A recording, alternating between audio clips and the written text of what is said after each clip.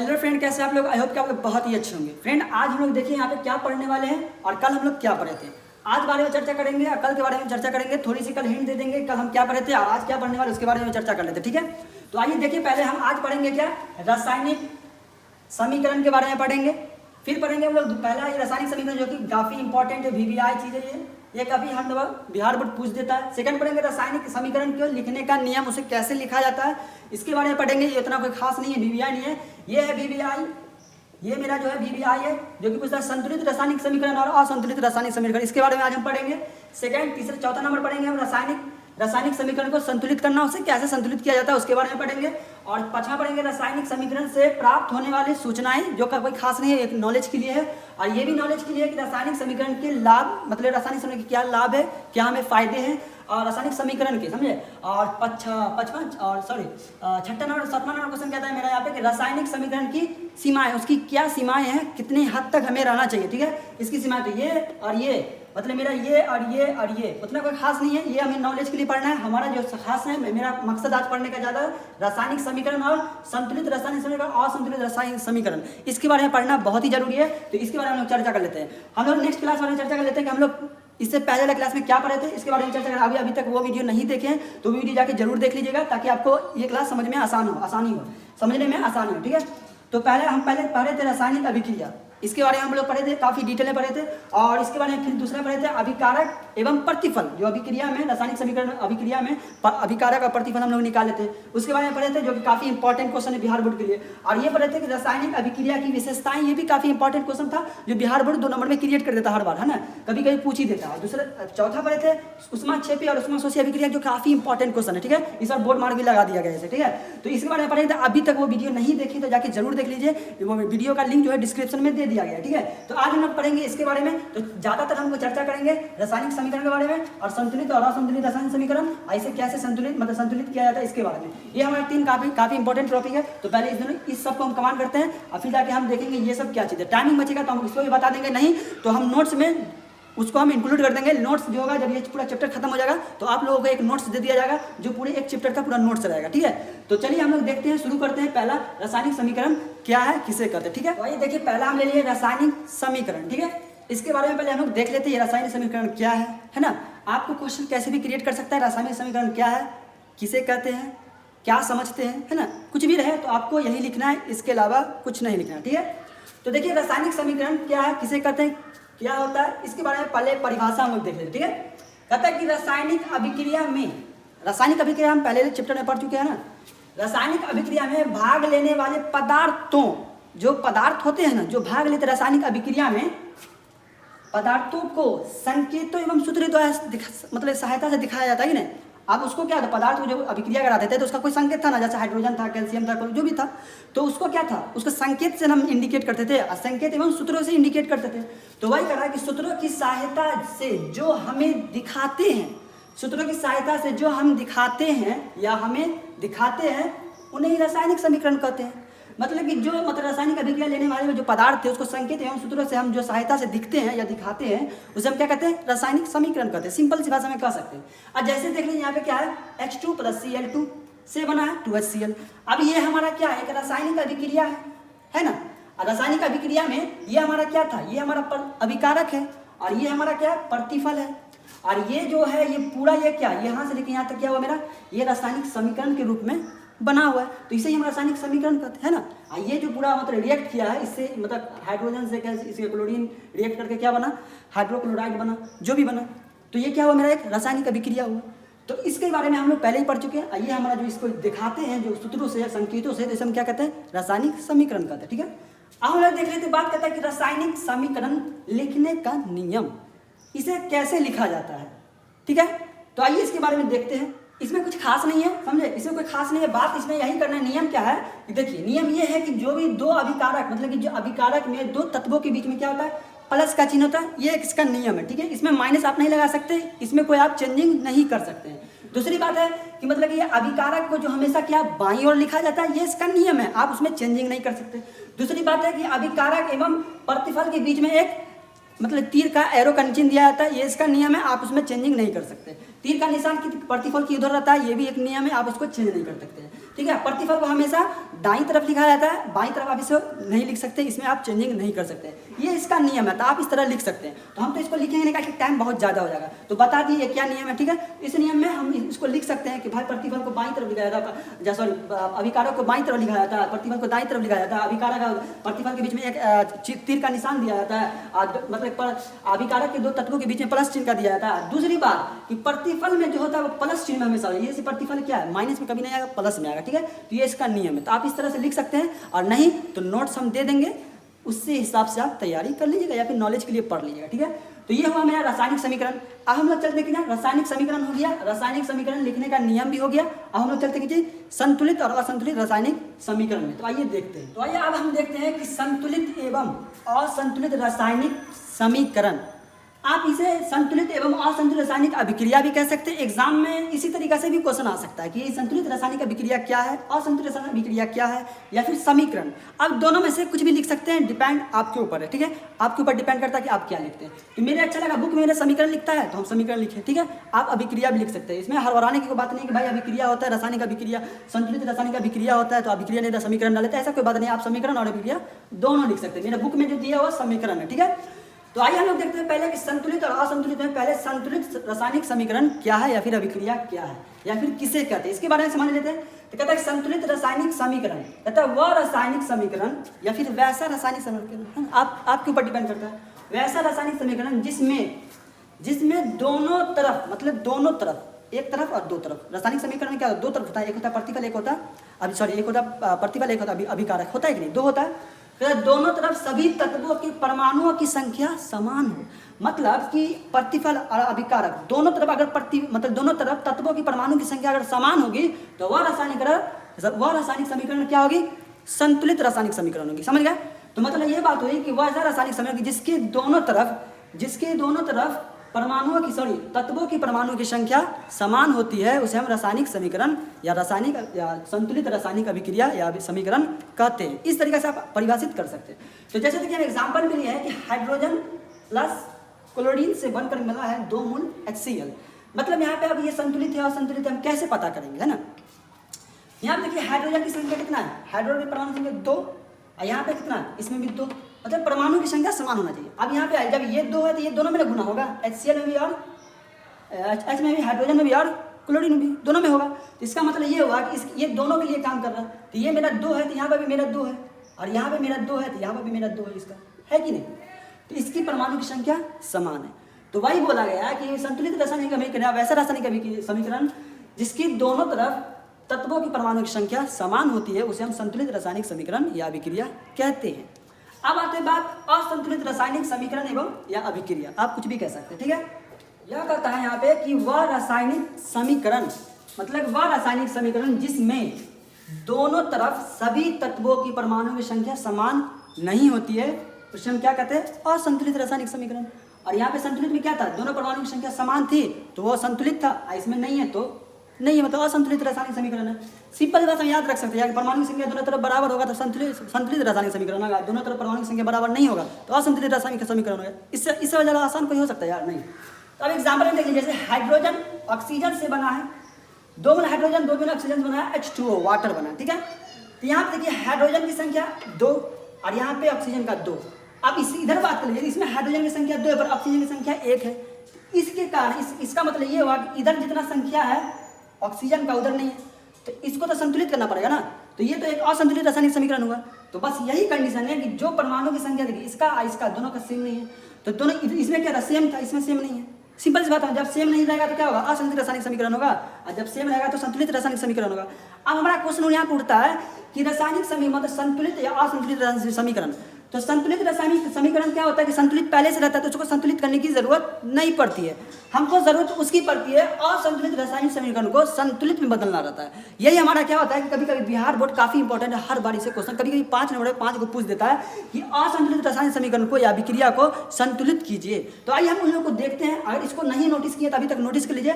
हम लोग देखते हैं कि असंतुलित रासायनिक समीकरण को किस तरह संतुलित किया जाता है, ठीक है। तो आइए देख लेते हैं। अब यहाँ पे बोल रहा है कि रासायनिक समीकरण को संतुलित करना, इसे किस तरह से संतुलित किया जाता है, ठीक है।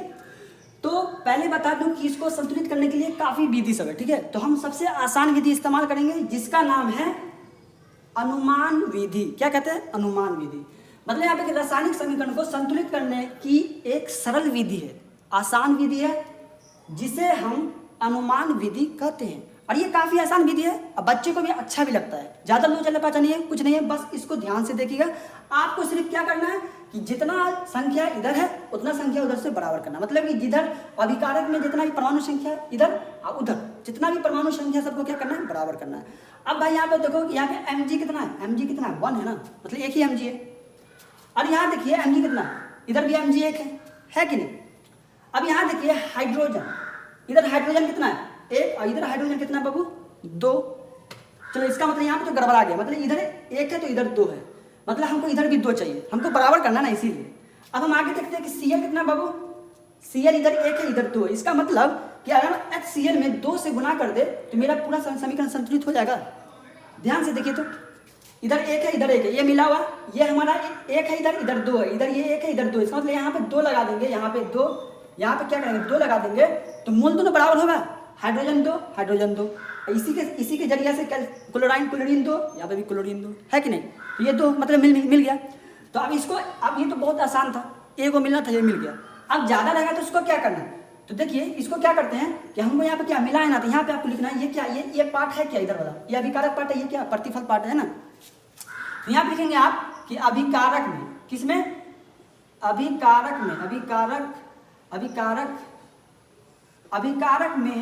अभिकारक HCl, क्या? HCl, ये लिखना बहुत जरूरी है। हो सकता है कि HCl इधर भी हो, कभी कभी हो जाता है ऐसा, इसीलिए अभिकारक जिसके पार्ट में गुना कर रहे हैं उसके पार्ट का नाम लिखना, ठीक है। तो अभिकारक HCl में 2 से क्या करने पर? गुना करने पर। अब भाई 2 से गुना करने पर ये तो गुना हो गया, तो भाई यहाँ पे मेरा mg जी होगा, तो होगा कि mg में कोई छेड़छाड़ नहीं करना है, प्लस हमको HCl में, अभिकारक के HCl में छेड़छाड़ करना है। 2 से गुना किए तो यहाँ पे हम 2 से गुना कर देंगे HCl। अब ये तो मेरा हो गया। अब उधर वाला छेड़छाड़ उधर जी पाते हो, मतलब उधर जितना है उतना लिख देंगे, तो MgCl2 प्लस H2। अब देखिए तो ये पूरा सेम टू सेम हो गया, मतलब इधर भी जितना उधर भी उतना ही मिल गया।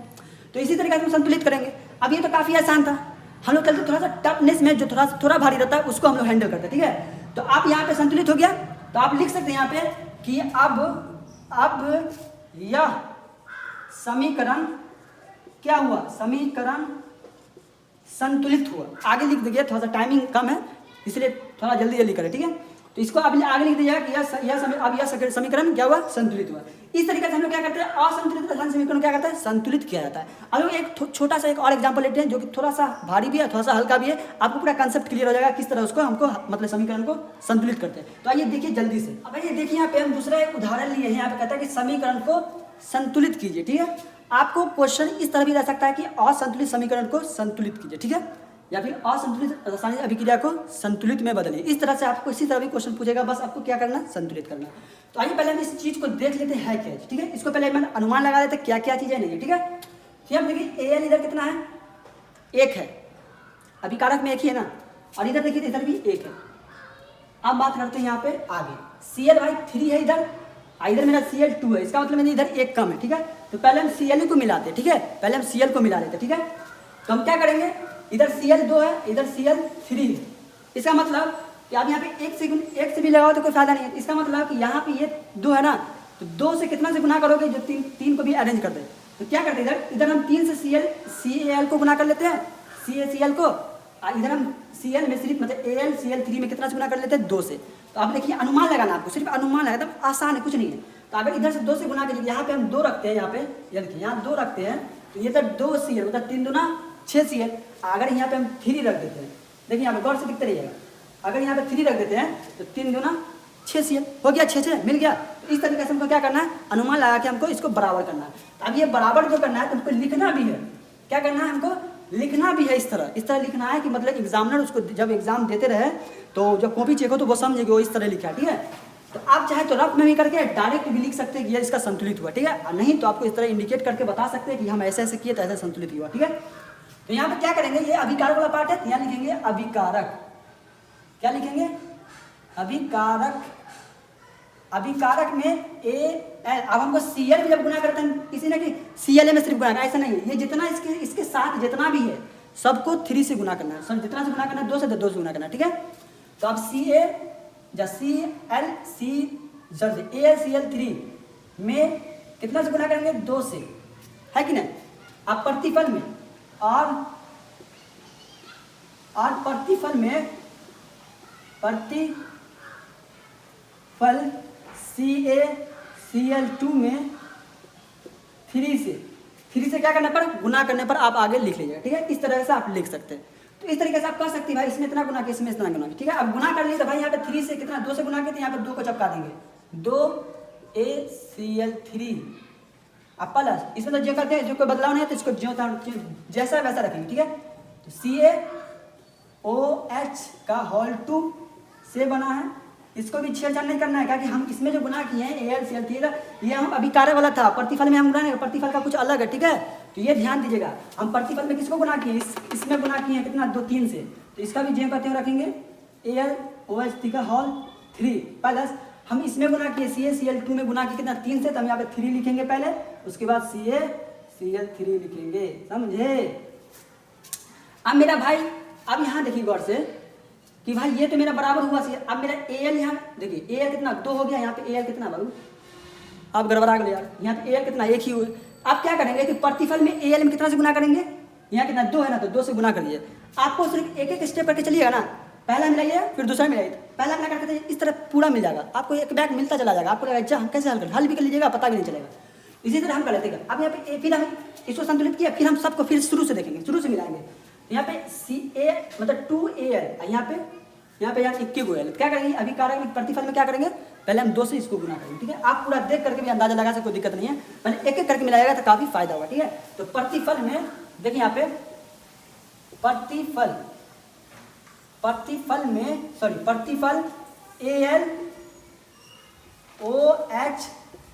AlOH3 हम आपको पहले ही बता चुके हैं कि AL में गुना कर, इसका अंदर सिर्फ AL में गुना नहीं करना है, ये पूरा में गुना हो जाएगा, समझेगा कि ये क्या है, गुना में है। अगर मान लीजिए यहाँ पे 4 है और गुना 2 है, अगर हम आप बोलेंगे 4 में 2 से और गुना कीजिए, तो 2 से गुना कीजिएगा तो थोड़ी ना सिर्फ 4 में ही गुना हुआ, इस तीनों इस सब में गुना हो गया ये चीज़, समझे। तो यही कॉन्सेप्ट यहाँ पे, ठीक है। तो यहाँ पे ध्यान में रखिएगा, ये जो गुना किए हैं तो प्रतिफल इतना में कितना से गुना करने पर, प्रतिफल AlOH का होल 3 में कितना से गुना करने पर, 2 से गुना करने पर, 2 से लिख से लग दीजिए, 2 से गुना करने पर कोई दिक्कत। अब क्या करना है यहाँ पे, अब यहाँ पे जो 2 से गुना के दी, मतलब अभिकारक में छेड़छाड़ नहीं किया, तो अभिकारक को जो का क्यों लिख देंगे, देखिए AlCl3 प्लस SOH2, ठीक है। जो जितना था होल 2 लिख दिए। अब हमको गुना किसमें किया भाई, अरे हम गुना किए हैं AlCl2 में, तो 2 बार 2 से ना, तो 2 यहाँ पे लिख दिए बगल में, ये मेरा जितना जो था उतना त्यों लग दिया, ठीक है। इसका होल 2 प्लस आगे मेरा जो का त्यों था CaCl2, कोई दिक्कत नहीं ना। अब मिलाइए, तो अब आइए फिर से मिलाइए, तो 2Al मेरा ये ठीक है, Cl6 यहाँ पे गुना हो जाए 3 यहाँ पे देखिए 3 है तो Cl6, यहाँ मेरा सॉरी यहाँ पे कितना था, यहाँ पे कितना लिखे थे, और सॉरी यहाँ पे 2 ना लिखते यार, थोड़ा मिस्टेक हुआ है, यहाँ पे अरेंज करें, यहाँ पे 2 ना लिखते है कि नहीं, यहाँ 2 लिखते देखिए यहाँ पे। तो इसको क्या कीजिएगा, गुना तो मतलब मेरा ठीक है, Cl2 ठीक है। अब यहाँ पे Ca में, भाई यहाँ पे Ca कितना भाई, यहाँ पे 1 है, यहाँ पे कितना 3 है, इसका मतलब हमको क्या प्रतिफल में कितना से गुना करना है, इधर 3 में गुना करना, आप 3 में गुना करेंगे पूरा में गुना होगा। तो यहाँ पे हम अब लिखेंगे नहीं, आप लिख लीजिएगा अभिकारक में 3 से गुना करने पर, अभिकारक Ca3 जैसे हम लिखे यहाँ पे 3 से गुना करने पर, 3 से गुना कर दिए। आप जब 3 से गुना कर दिए तो आप देखिए मेरा ये तो सेम मिल गया, अब मेरा Cm में भी मिल गया, 3 से गुना कर दिया अपने मर्जी से। अब देखिए तो हमको मिलाना क्या है, O का कितना पावर है, O कितना है यहाँ पे देखिए, तो 2 होल 2, इसका ये 2 हो गया, और 2 से गुना वाले कितना 3, तो 2 3 6, मतलब ऑक्सीजन कितना वाला 6 गो, और यहाँ पे 2 से गुना वाले कितना है 6 गो ऑक्सीजन मिल गया। अब हाइड्रोजन क्या 2 गो, और 2 से गुना वाले 3 कितना 6 गो, इसका मतलब हाइड्रोजन में 3, और यहाँ से गुना वाले कितना 2 6। अब ये मेरा समीकरण क्या होगा, संतुलित हो गया। तो इसी तरीके से हम लोग क्या करते हैं, संतुलित और असंतुलित रासायनिक समीकरणों को क्या करते हैं, संतुलित किया जाता है, ठीक है। काफी आसान है, अनुमान विधि है, काफी सरल, आगे धीरे धीरे आप कीजिएगा तो सबको हल कर सकते हैं, ठीक है। तो इतना तो हो गया। अब हम आप लोग को क्या करते हैं, कुछ होमवर्क दे देते हैं, आप उसको ट्राई कीजिएगा बनाने का, बना तो ठीक है, नहीं बनाया तो कमेंट कीजिएगा, उसका सोल्यूशन भी हम आपको दे देंगे, ठीक है। तो आइए पहले हम लोग होमवर्क दे देते, उसके बाद कुछ बात करते हैं क्या प्रॉब्लम है, ठीक है। तो आइए आज के लिए आपका 3 होमवर्क है, इसको आप बना के ट्राई कीजिएगा, ठीक है। अगर बन गया तो ठीक है, नहीं बना तो फिर हम है, हमको कमेंट कीजिएगा, हम जवाब दे देंगे। और काफ़ी आसान है यार, ज़्यादा कोई भारी बात नहीं है। अब हमको जो बच गया यहाँ पे, हमको क्या क्या बचा है, रासायनिक समीकरण से प्राप्त होने वाली सूचनाएं, ठीक है। ये चीज़ हमको बच गया, ये चीज़ आपको नोट्स में मिल जाएगा, दिक्कत वाली बात नहीं, ये आपको पढ़ लीजिएगा तो खुद समझ में आ जाएगा कि ये क्या चीज़ है।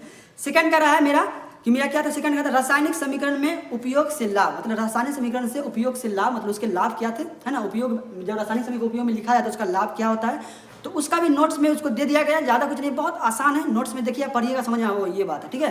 तो आपको समझ में आ जाएगा। दूसरा क्वेश्चन नंबर क्या था मेरा, सबसे लास्ट वाला जो था मेरा, वो था रासायनिक अभिक्रिया की सीमाएं, मतलब इसकी क्या सीमाएं हैं, इसके बारे में भी बोले थे कि पढ़ाएंगे, बट टाइम बहुत ज़्यादा हो गया, वीडियो काफ़ी लंबा हो गया, इसीलिए काफ़ी इसको मतलब सिर्फ पढ़ा जा सकता है, पढ़िएगा आपको समझ में आ जाएगा, काफ़ी आसान है। इसका भी नोट्स में इसको भी इंक्लूड कर दिया जाएगा। तो नोट्स आपको तभी मिलेंगे जब आप अच्छे से इसको तैयारी कीजिएगा, तभी आपको नोट्स मिलेगा। इसी के लिए आज के लिए इसको इतना ही रहने देते हैं, हम लोग फिर मिलेंगे नेक्स्ट क्लास में। अभी तक मेरे चैनल को सब्सक्राइब नहीं किए थे तो जरूर सब्सक्राइब कर दे यार, बहुत इंपॉर्टेंट यहाँ पे चैप्टर चलता रहता है, यहाँ पे काफ़ी तरीके से पढ़ाई होती रहती है, ठीक है। तो आज के लिए इतना ही, फिर मिलते हैं हम लोग नेक्स्ट क्लास में।